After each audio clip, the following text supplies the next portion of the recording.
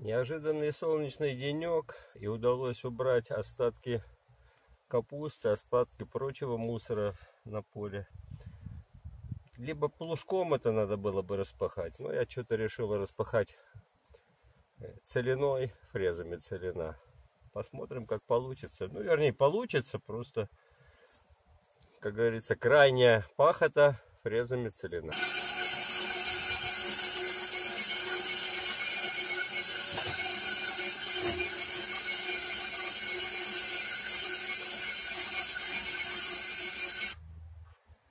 Почва влажновата даже для целины. А я еще изначально даже плугом запланировался. Помесим, как получится.